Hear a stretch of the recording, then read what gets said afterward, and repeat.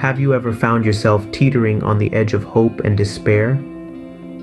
If so, you're not alone. This is the paradox of life, the intertwined dance of hope and despair. These two emotions play a crucial role in our lives, shaping our wins and losses, our joys and sorrows. This is the realm where dreams are born and where they sometimes die. It's a delicate balance, a paradox that we all grapple with.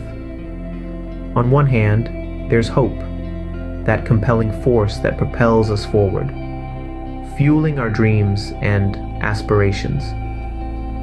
On the other, there's despair, a consuming emotion that can pull us down, making the world seem bleak and devoid of possibilities. Hey everyone, I'm Henry Averill, your guide on a journey through stories that uplift and inspire. Welcome to our channel, Pain in Living and Hope in Suffering. We like to explore the light in life's darkest moments. Today, we embark on a deeply personal journey to find hope amidst despair, sharing stories of resilience and inspiration. Now let's delve into a story that beautifully illustrates this paradox. An acclaimed storyteller, Garrison Keillor, recounts the tale of a man who found hope in the most despairing of situations. This man, trapped under the weight of his own failures and disappointments, was on the brink of giving up. He felt like he was sinking into a bottomless pit of despair. And then one morning he found a tiny sprout in his garden. It was a plant he hadn't sown, a surprise visitor. Every day he watched it grow, slowly but steadily. This tiny plant, growing amidst the weeds and thorns, became a beacon of hope for him. It taught him resilience. It taught him that even in the most despairing of situations, there is potential for growth, for life. This story, while simple, carries a profound message. It underscores that hope and despair are not two separate entities. They are two sides of the same coin. Sometimes it's in our darkest moments that we find our greatest hope.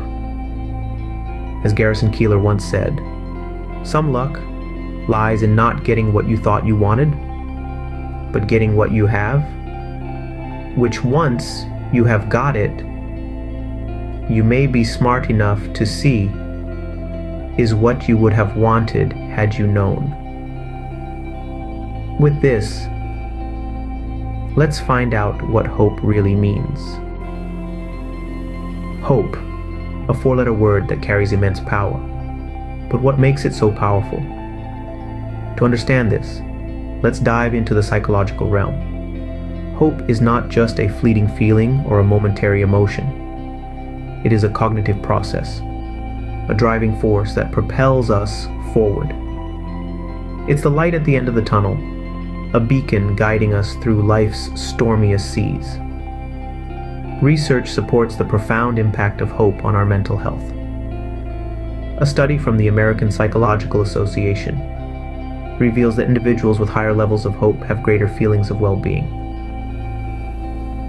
They're more resilient, better at dealing with stress, and less likely to succumb to the debilitating effects of despair. Hope, as it turns out, is a balm for the soul in times of distress. It's the lifeline we cling to when all else seems lost.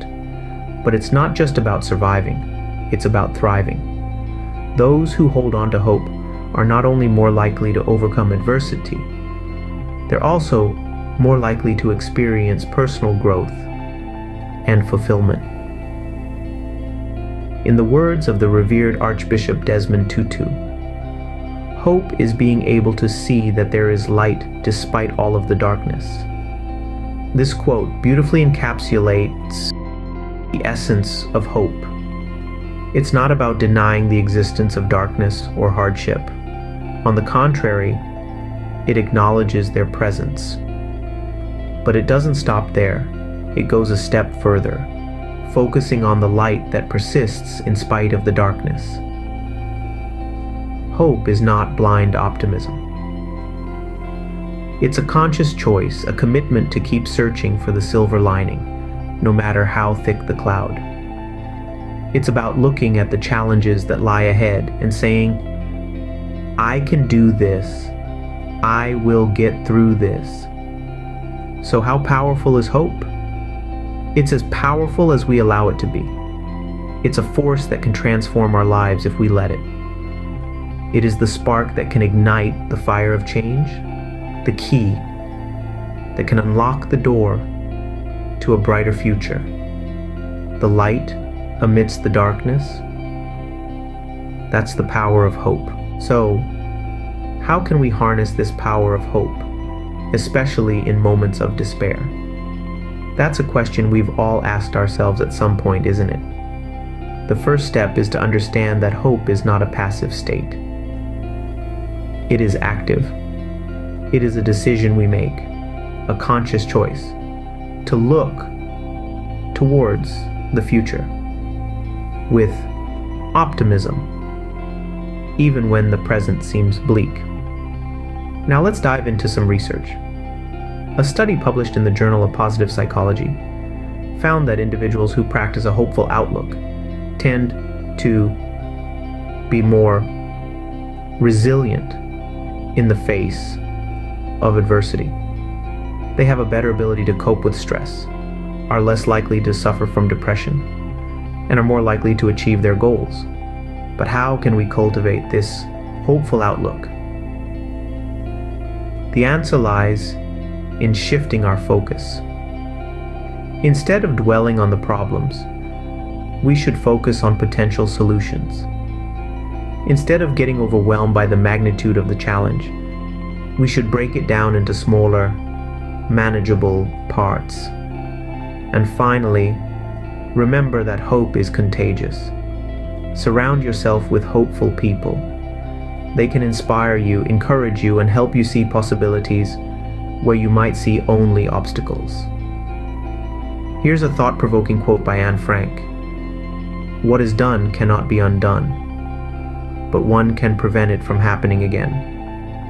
This young girl, in the face of unimaginable horror, held on to hope. She believed in the possibility of a better future. And that's what hope is all about. It's not about changing what has already happened. It's about influencing what is yet to come. Anne Frank's words remind us that hope is not about changing the past, but about shaping the future. Harness hope, and you harness the power to shape your own destiny. Hope is not a one-time thing. It's a lifelong companion. It's as constant as the rising and setting of the sun. It's the whisper in our ear, urging us to keep going, even when the road gets tough. Throughout the journey of life, we face a myriad of challenges. We encounter situations that test our resolve, our strength, and yes, our hope. In these moments, it's easy to succumb to despair, to let the weight of the world push us down. But it is precisely in these moments that we must remember the importance of nurturing hope. Barack Obama, the 44th President of the United States, once said, "The best way to not feel hopeless is to get up and do something." This is along the same line as what the activist and songwriter Joan Baez once said, that action is a potent antidote to despair. When we feel hopeless, the easiest thing to do is nothing. But it's often the easiest things that lead us further down the path of despair. Instead, we must choose to act, to take that first step, to stand up and do something, no matter how small it may seem. It could be as simple as making your bed, calling a loved one, or taking a deep breath and reminding yourself of your worth. As we nurture hope, we cultivate resilience. Research from the American Psychological Association shows that individuals who maintain hope during trying times are more resilient.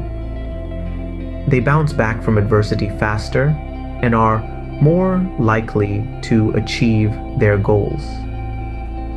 So let us remember that hope is more than just a fleeting emotion. It's a lifelong companion that can guide us through the darkest nights and into the dawn of a new day. It's a beacon of light that can illuminate our path, even in the face of overwhelming darkness.